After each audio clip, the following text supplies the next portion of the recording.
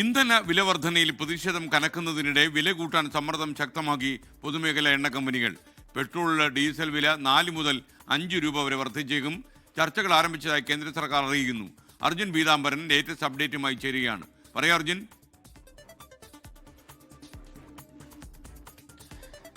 ഇന്ധന വില വർധനവിന്റെ കാര്യത്തിൽ ഒരാഴ്ചക്കകം തന്നെ ഒരു തീരുമാനവും പ്രഖ്യാപനവും കേന്ദ്ര സർക്കാരിന്റെ ഭാഗത്തു നിന്നും ഉണ്ടാകുമെന്നുള്ള സൂചനകളാണ് ഇപ്പോൾ ഉദ്യോഗസ്ഥരുടെ ഭാഗത്തു നിന്ന് നമുക്ക് ലഭിക്കുന്നത്. അതിന് വേണ്ടിയിട്ടുള്ള കൂടിയാലോചനകൾ ഇപ്പോൾ ആരംഭിച്ചിട്ടുണ്ട്. ഈ കൂടിയാലോചനകൾക്ക് ഒരു പശ്ചാത്തലമുള്ളത് അത് പൊതുമേഖലാ എണ്ണ കമ്പനികൾ അതിശക്തമായി കേന്ദ്ര സർക്കാരിന് മേൽ സമ്മർദ്ദം ചെലുത്തുന്നു എന്നുള്ളത് കൊണ്ട് തന്നെയാണ്. ഈ ചർച്ചകൾ നടക്കുന്നത് തന്നെ വില കൂട്ടണോ വേണ്ടയോ എന്നുള്ള കാര്യത്തിലല്ല, മറിച്ച് ഏത് തരത്തിൽ കൂട്ടണം എന്നുള്ള കാര്യമാണ്. അതായത് ഇതിന്റെ ടൈമിംഗ്, എപ്പോൾ ഇത് പ്രാബല്യത്തിൽ വരുത്തണം, അതുപോലെ തന്നെ എത്ര രൂപ വർധനവുണ്ടാക്കണം, അതുപോലെ തന്നെ ഈ ആഘാതം വലിയ തോതിൽ ജനങ്ങൾക്ക് വരുന്നതിൽ നിന്നും ഒഴിവാക്കാനായി നേരത്തെ എക്സൈസ് തീരുവയിൽ ഇളവ് പ്രഖ്യാപിച്ചതുപോലെ തന്നെ മറ്റെന്തെങ്കിലും കാര്യത്തിൽ ഇളവ് പ്രഖ്യാപിച്ചുകൊണ്ട് വില കൂട്ടിയാൽ പോലും അത് വലിയ തോതിൽ കൂട്ടാതെ ജനങ്ങൾക്ക് മേലുണ്ടാകുന്ന ആഘാതം കുറയ്ക്കാൻ സാധിക്കുമോ തുടങ്ങിയിട്ടുള്ള കാര്യങ്ങളൊക്കെയാണ് ഇപ്പോൾ പെട്രോളിയം മന്ത്രാലയം ആലോചിച്ചുകൊണ്ടിരിക്കുന്നത്. ഈ കാര്യങ്ങളെല്ലാം തന്നെ ഒരു തീരുമാനമായി കഴിഞ്ഞാൽ അത് 7 ദിവസത്തിനകം തന്നെ പ്രഖ്യാപനം ഉണ്ടാകും എന്നുള്ള കാര്യമാണ് നമ്മൾ ഉദ്യോഗസ്ഥരുമായി സംസാരിക്കുന്ന സമയത്ത് വ്യക്തമാക്കുന്ന കാര്യം. അപ്പോഴും അവർ പറയുന്ന കാര്യമുണ്ട്, ഇത്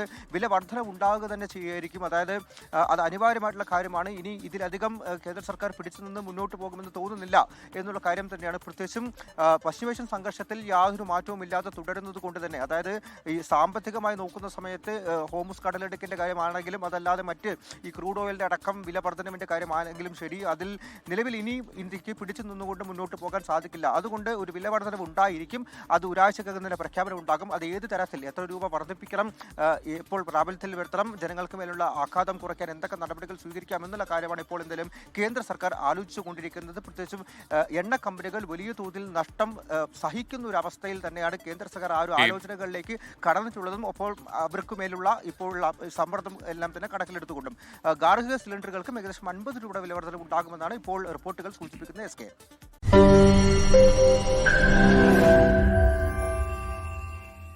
ലോകത്തെവിടെയായാലും ഏത് സമയത്തും 24 വാർത്തകളും ഓഗ്മെന്റഡ് റിയാലിറ്റി പാക്കേജുകളും എക്സ്പ്ലെയിനറുകളും വിശദമായി കാണാൻ ഞങ്ങളുടെ യൂട്യൂബ് ചാനൽ നിങ്ങൾക്ക് സബ്സ്ക്രൈബ് ചെയ്യാം.